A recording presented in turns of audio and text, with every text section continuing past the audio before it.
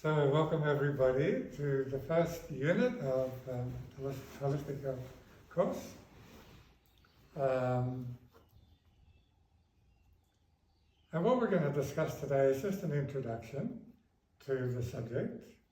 You probably know the basic stuff, but it's actually good to remind yourself and to get the big picture before we dive into more of the details. So the big picture is that holistic health is about treating the whole person. And we are going to unpack what that means, but in essential understanding, the whole person has 5 levels. So we've got the physical body, which we are familiar with. We've got the energy body, which we're not very familiar with, but it's an important part of our makeup, and it contributes to our health and well-being. We've got the emotions, which we're also familiar with, and that covers a spectrum of things as well. We're going to dive into what that all means as we go along, but we're just presenting the overview today. So that's 3 levels so far. And we haven't even got to the most important one, the 2 most important ones. Number 4 is the mind. And the reason I say it's important is because it's through the mind that we either get on track or we go astray. The mind is where we can have an influence more than anything else. The body, we don't influence. It has its own life, you know. Same with the emotions and the energy body. We have to just listen to them and let them be natural and have their own life. But with the mind, we have a choice. We can think this way or that way. And often we think in a way that is not supporting our health. And if we can realign our mind with healthy thinking, and that's a big part of what we're going to explore in the next 10 weeks, things start to fall into place. The body starts to fall into place. The emotions start to fall into place. We don't have to do a lot more on these levels. So the mind is really a key factor. And aligned with the mind is the spirit.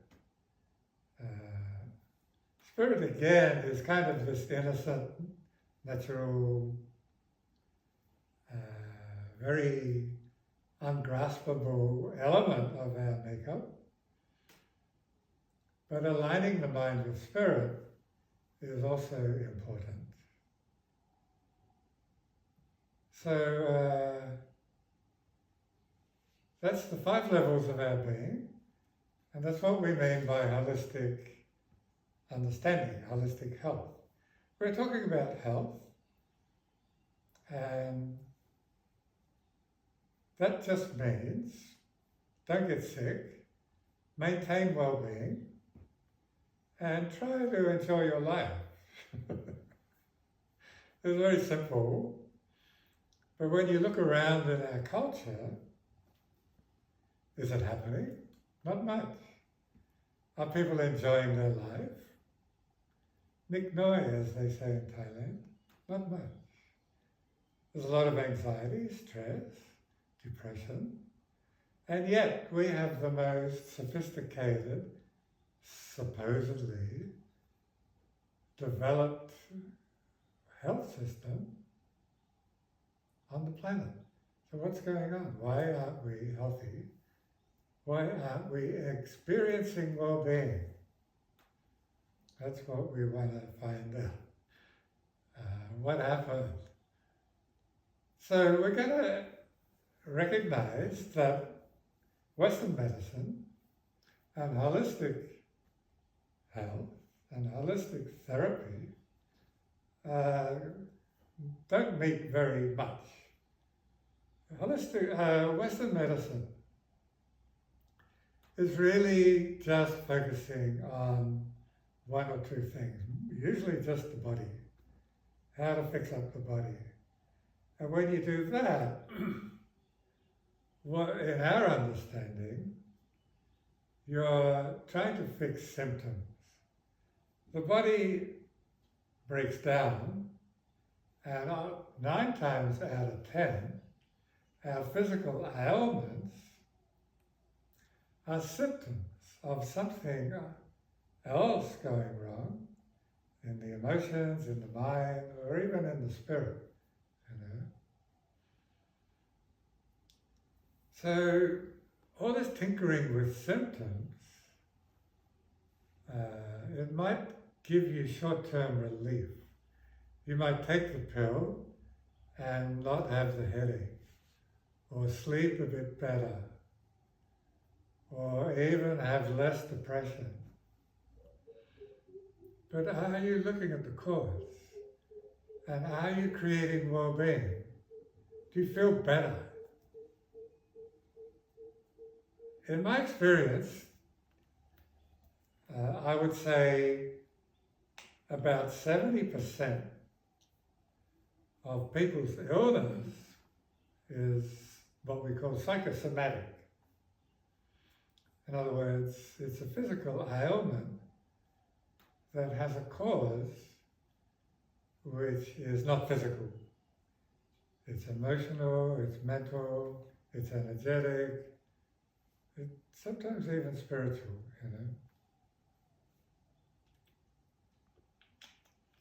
So, if you really want well-being, you have to look at the whole person. And on YouTube now, there are many videos appearing of doctors having burnout, having depression. Depression amongst doctors is double the average in society.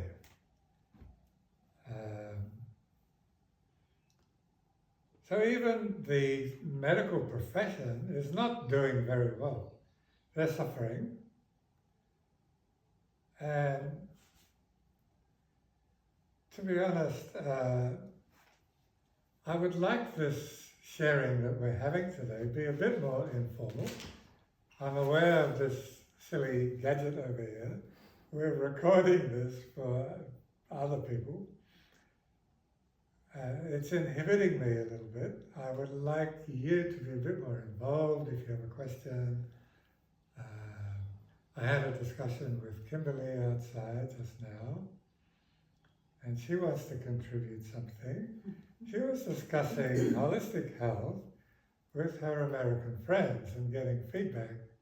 So I want to hear from her what she discovered in her little trip to America. What sort of feedback were you getting about holistic health? I think that people have a lot of ideas already about what holistic health is, but I don't think they really know. That was the main thing, is that there were ideas about the physical body, about nutrition, about exercise, that it was mainly a physical thing. But of course there was it was more of a, like, don't do certain things. Don't eat processed foods. Right. Avoid certain foods. Right. And so I had the sense that more people felt like they knew than they actually did. Okay. Yeah, I think that's a good point. I think that's very true. Even the understanding of holistic health is quite limited. That it's about healthy living, which for most people means look at your diet, look at your exercise. And these things are important, obviously, but there's more to it than that. And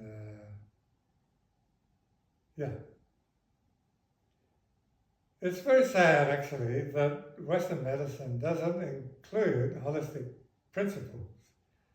And what's interesting is that holistic principles were getting a lot more attention and interest back in the 70s and 80s, and even the 90s.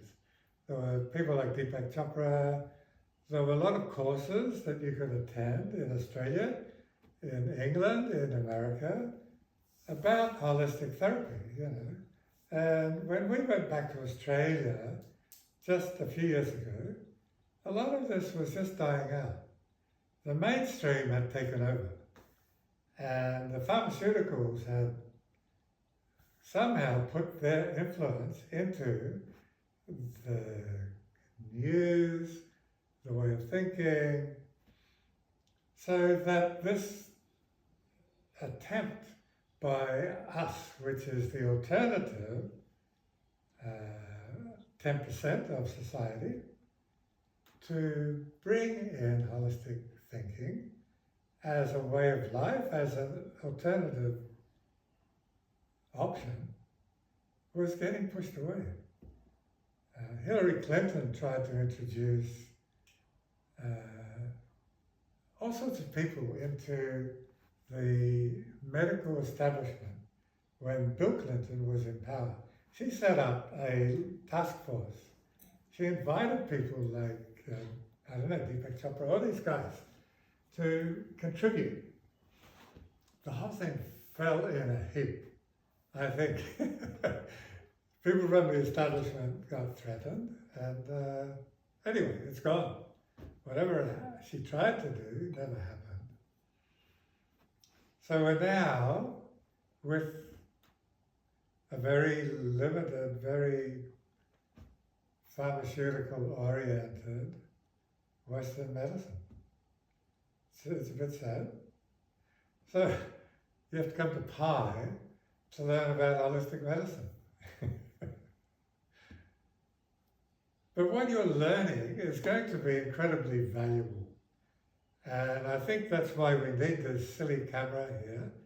I apologize to the people on the YouTube that you know, we can't somehow include you guys, but it's good you're listening, and there's going to be many valuable things that we share in this course that we want to send to a larger audience, okay? So how are we doing so far? Any questions, any issues that you want to bring up? Yeah, I have a question. You in the beginning you were emphasizing the role of the mind in healing and the importance of that. But in my journey here, there was a lot of emphasis on the body, actually. Right. And when I first came here, we're doing meditation. It was like, no, forget about the mind. What's going on in the body? Right. And obviously, you're kind of body-centered. You've done work with body-centered psychotherapy, so. And I see like a lot of psychotherapy as having a kind of a split where they're only focusing on the mind and the body is kind of left behind. So I'm just curious, what's your approach within this course towards the body and its role that's a in good healing? point, good question. So today we're actually starting with the body. Okay. And the understanding in body-centered psychotherapy, and also in my understanding, is that the body informs the mind. And that's what we're going to explore more today. Yeah. So it's called listening to the body. So when you're eating, listen to your body. Your body tells you, this food I'm happy with, it makes me feel good, it improves my well-being. So it informs your mind. Don't eat fish and chips every day. It doesn't make me feel good. You know? So you don't get the knowledge out of a book so much, but you get it from listening to your body.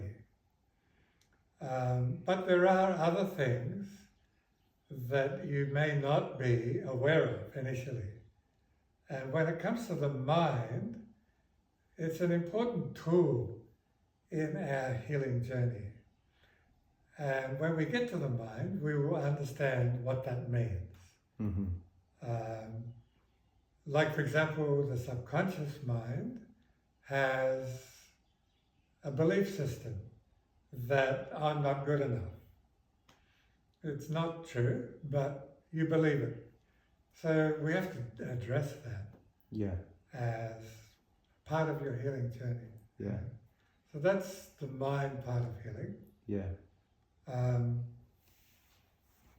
Ultimately, the two work together. Yeah. We want harmony. When a body and mind are coming together. Yeah. Yeah. But listening to the body is a big part of what we're going to be doing.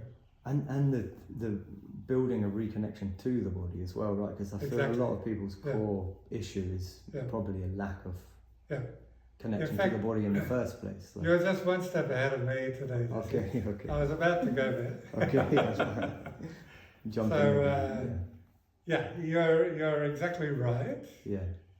And today, after the talk, we're going to do some exercises for how to listen to the body and how to learn from the body. Yeah, okay. But I had a couple of notes here. So what else are we going to talk about? Yeah, holistic. So there are the 5 levels that we discussed. We've talked about causes and symptoms. We're going to talk about diagnosis later.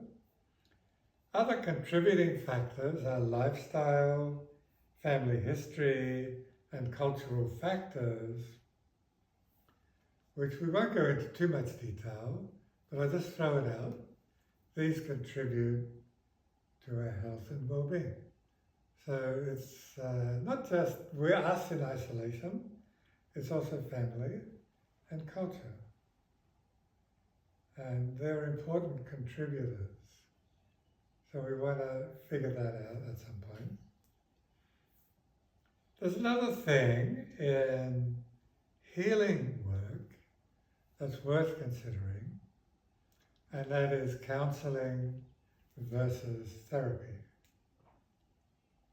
What we are going to be learning in this 10 weeks is counselling. Counselling means we're dealing with here and now stuff, primarily. So, how to maintain health and well-being by addressing issues that relate to your life as it shows up in the here and now. That's counselling. Whether you go to a real counsellor or a pie counsellor, we're dealing with here and now. So you might have anxiety that relates to the here and now.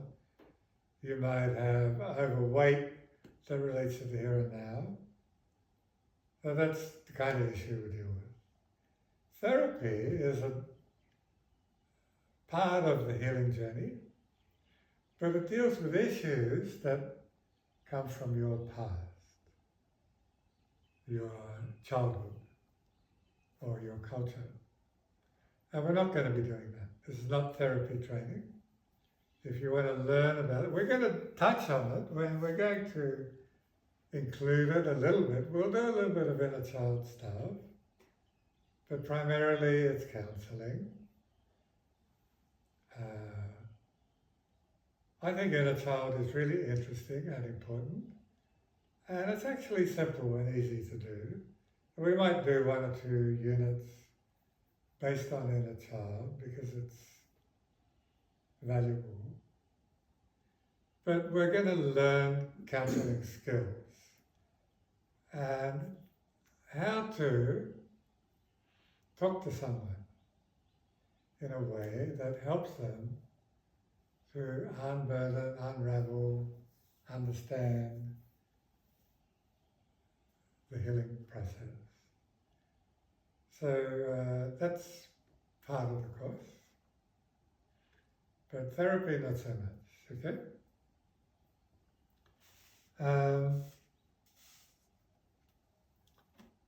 And the other thing that's worth just mentioning today, seeing it's an introduction, is that holistic principles is not something that I've made up, or Deepak Chopra made up, or Andrew Weil. These are universal principles that we're talking about. And they come from an overview of all the ancient cultures. Taoism, if you look into ancient China, the principles of traditional Chinese medicine come from Tao. And Tao comes from the universe, Lao Tzu. So these are all kind of downloaded, channeled, ancient wisdom that was brought into a healing context. Yin and Yang comes from ancient China, the 5 elements, fire, earth, air, water, wood, and how that affects your health comes from ancient China, acupuncture, qigong, tai chi. There's a lot of amazingly good stuff about health and well-being.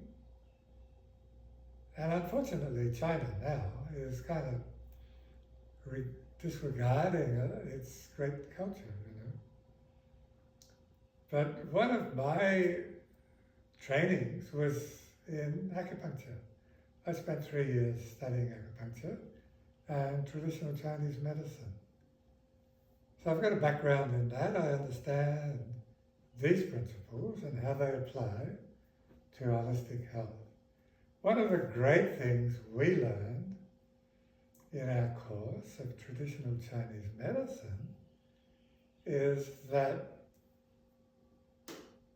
people heal themselves. You don't have to actually try and fix somebody up. Healing happens by its own nature.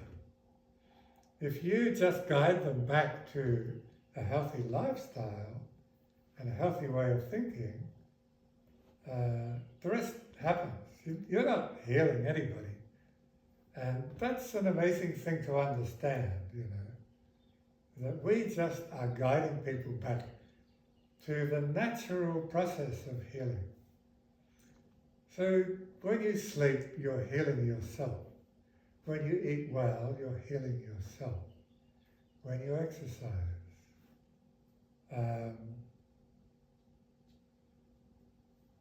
And that understanding you discover in all the ancient cultures, even in Tibetan Buddhism.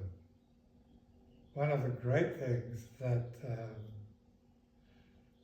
the founder of Tibetan Buddhism, Padmasambhava, taught is that when you fall into harmony with Tao, with Dharma, with Rigpa, whatever you want to call it, this thing he called self-liberation happens. Self-liberation is same. It's your own nature healing you. Your body just shakes off all the crap. It detoxes all the crap. Your mind shakes it off. Your energy system. So self-liberation, self-healing, falling into harmony, balance and harmony, back to nature, they're all different ways of saying the same thing. That when you guide someone, the healing starts to happen.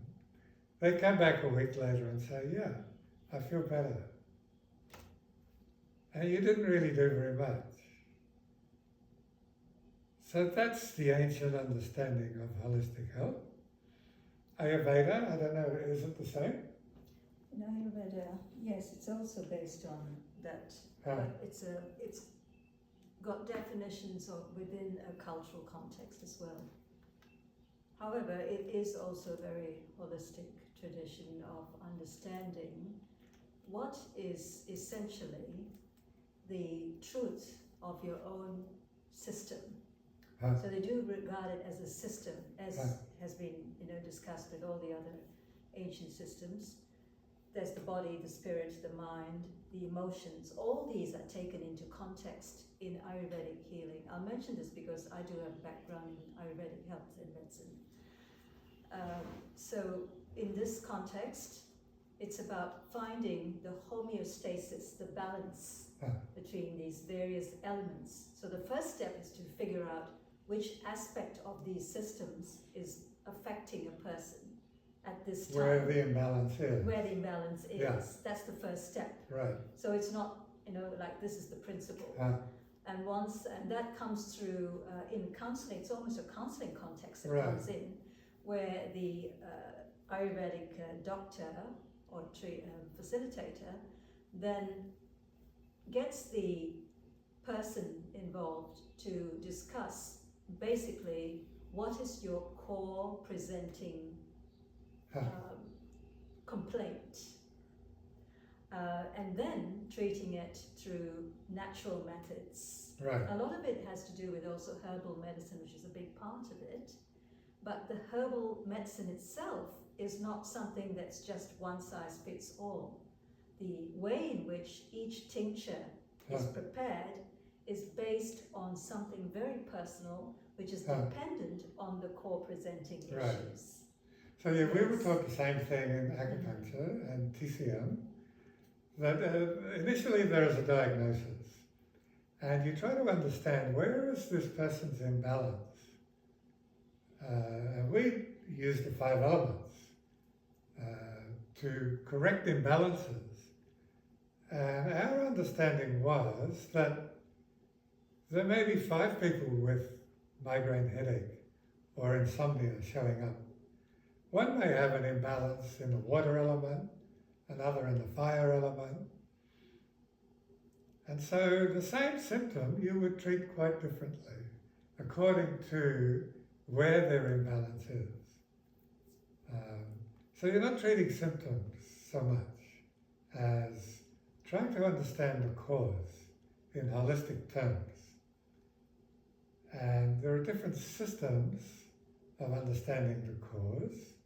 We're going to be using the 5 bodies, but we'll include a little bit of 5 element and also Ayurveda, but primarily the 5 bodies, which I think is more comprehensive. But still, the same principle applies, that we're treating a cause, not a symptom. Okay?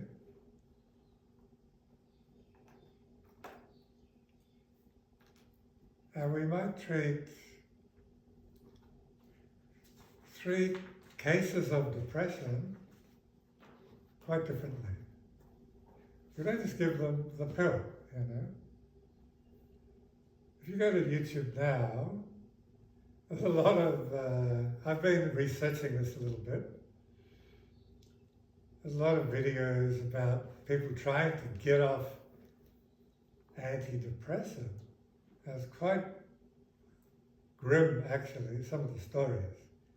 Getting off creates worse pain than the original depression itself, often. They go through a lot of agony, shaking off this medication. It's kind of very weird.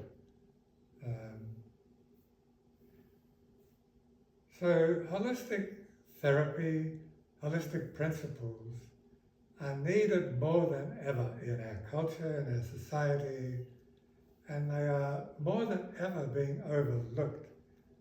And this is a very sad state of affairs. And the very fact that only 4 people have showed up to this course, which we have promoted on Facebook also is a bit sad, The lack of interest in something as important as this. But that's the modern world, unfortunately. And we are living in this modern world. I'm just glad 4 people showed up. Frank, what do you think about about this, lately the last few years about the trauma became a kind of a fashion, people that have trauma, like the word trauma became like hip. Yes. What do you think about that? Also, Yeah. Kundalini activation example. Yes. These 2 elements, Right. Because for me, holistic I see as artistic. Healing is for me is another form of art, in the sense that you paint yourself, in a beautiful way. Right. But what do you think about? What is your experience? This idea about trauma. Yeah, trauma Yeah, it's a and good point. Kundalini activation, this energy. Well, that's a separate thing, but Yeah. let's take one at a time. Yeah. Okay. Yeah, before this 21st century, we used to call it neurosis, Now it's called trauma. But back in my day, we called it neurosis. It's the same thing. It's just meaning that we were brought up in an unhealthy way. If you look at the way Gabor Mate describes trauma, I think he's got a very good understanding that when you break it down, there's 6 levels of trauma, and 3 of them aren't even trauma at all. They're just an emotional neglect, they're a neurosis, they're a family inner child issue. They're not trauma. Trauma is actually when something awful happens that shocks your nervous system so that it doesn't recover. That's trauma. If you have had neglect, you're not having a shocked nervous system. You're deprived. And because of that, or if you're having a program that is against your natural way of thinking, you're not traumatized. Your nervous system is fine, but you've got a neurosis, you've got illness on a mental, emotional level. But yes, we're branding all of that trauma, and I think it's silly. Trauma is when you're like that, Yeah, that's why, because I bridged these 2 elements, because I'm reading and listening, and I see the publicity that through this energetics activation or Kundalini activation, right. they clean the trauma. If you can clarify about this. Right. Yeah. Well, Kundalini activation does not clear everybody's got issues. Yeah. Physical, mental, emotional. Kundalini activation is just going to make you more aware of your issue. It might help you to clear it because it's now out of your subconscious, much more in your conscious. You can see it. You got to deal with it. It doesn't just magically make it go away. No way. And if you're ready to deal with it, good. You've had some help to awaken. But some people are not ready to deal with it. And then Kundalini activation is not helpful. It's too much. So you've got to be careful with that. Can I say something Yeah. about this? Yeah. With this? So yeah, I think this is a very good area that you brought up as a problem area, and the way in which there is activation, and a lot of emphasis these days on the activation of Kundalini energy. from the kind of yoga background, which I've had, it used to be a case that the emergence of what's happening in your Kundalini energy was a secondary aspect to what was going on in your health. Now today, it's almost as if it's a primary way in which you experience the body and experience the health, which can be actually, as Frank has said, it's an overactivation or a withdrawal from your natural Kundalini energy. Because what happens when you work specifically on the Kundalini energy is it brings things up from the subconscious. It also brings up the peripheral nervous energies, which in the conscious mind is mostly in your central nervous system. So you're able to act and react immediately. Once the subconscious energies come up, then your subconscious nervous system, the peripheral system, comes up, and that leads to buried issues that come up which need to be identified and supported. And that's not always the case. Yeah. It's a big topic, and I think we can save it up for another time. It's an interesting subject. But yeah, today let's just stay with the introduction to holistic health. And yeah, just to summarize, we are embarking on a 10-week course, 2 days a week, and we are going to explore both diagnosis and treatment for the whole person in simple ways. So that you, if you're doing Reiki, or even if you want to work with people in a holistic way, as a counselor, whatever your modality, you've got some real understanding of this area I can help, this area I should refer them to more of an expert. Know your limit and know where you can help and where maybe they need to see somebody else, Just understand how the whole thing fits together. That's what we're going to be doing. I have a question, Frank. In regards to holistic principles, if you were to, since there's the 5 aspects that you've talked about, if we were to look at the body, could you say that under holistic principles, the body would be X% of these principles and 20% on the emotions and 20% on the mind? Or how would you explain to somebody who had an idea that the body was the primary focus of holistic health, but yet there were 4 other areas? Right. How would you say this is just a small... Oh, that's an interesting question. I've never thought about it in those terms.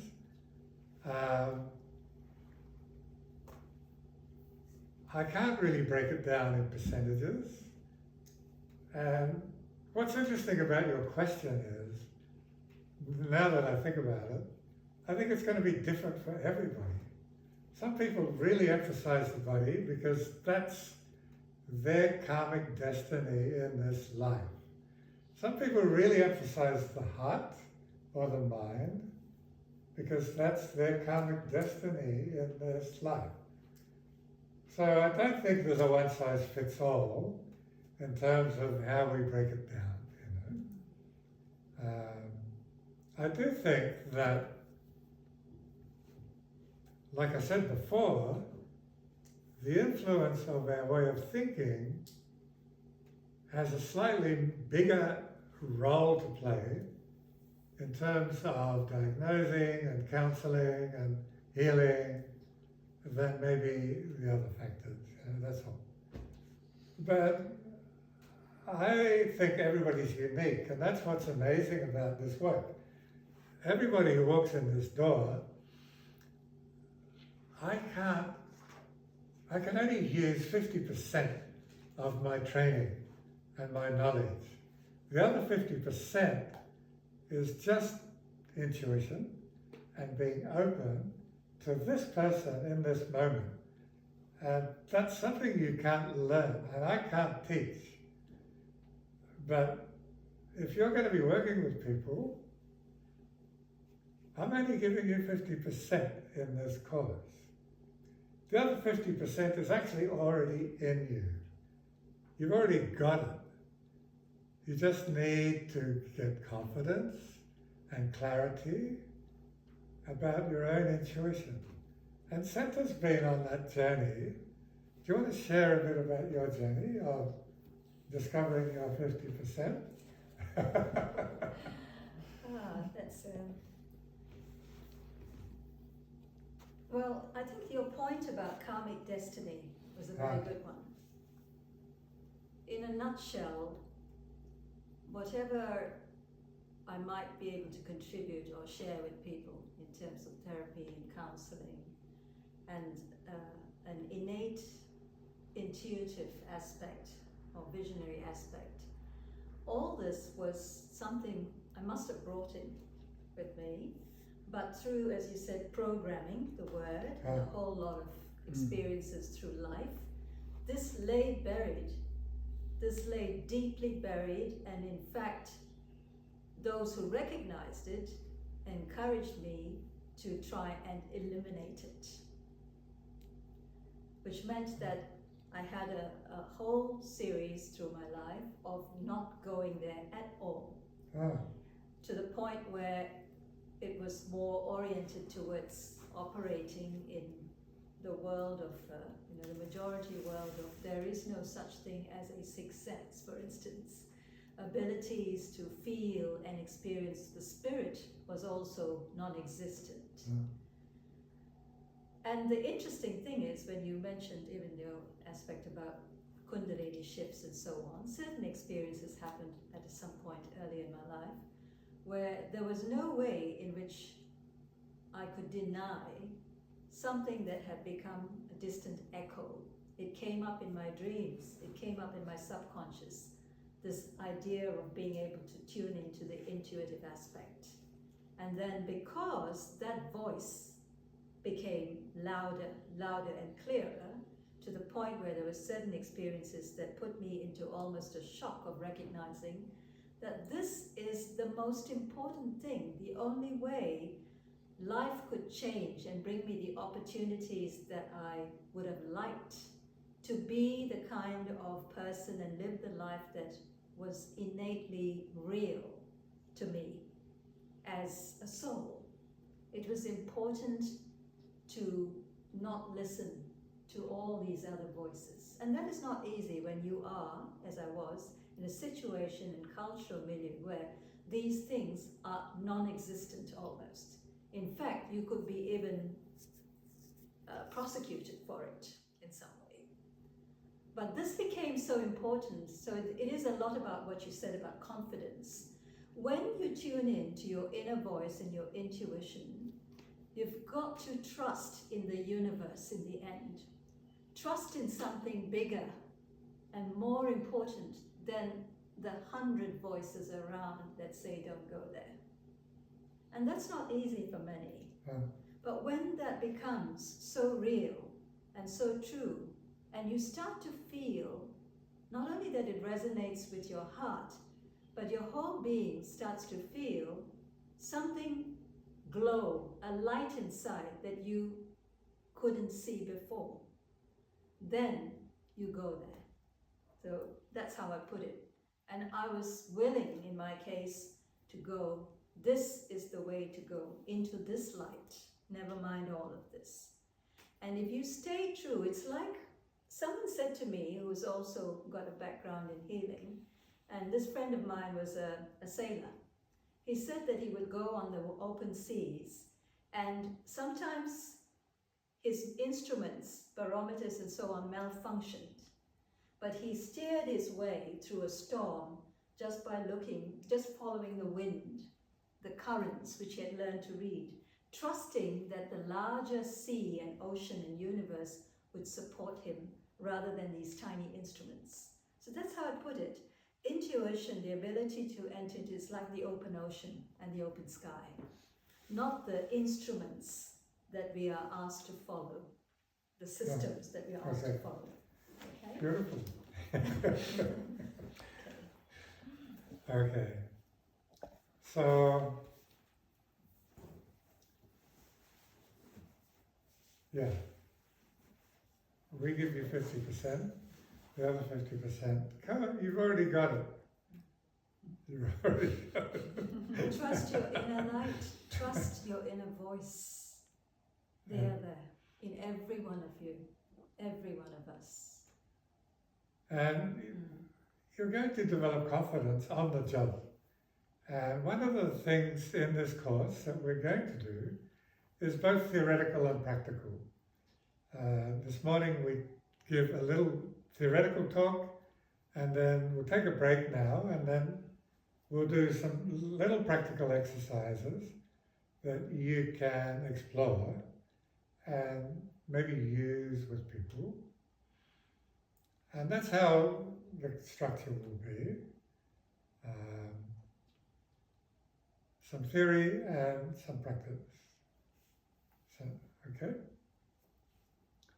So let's take a break, and then we'll come back and do a bit of practical body stuff, actually. Okay. All right, thank you.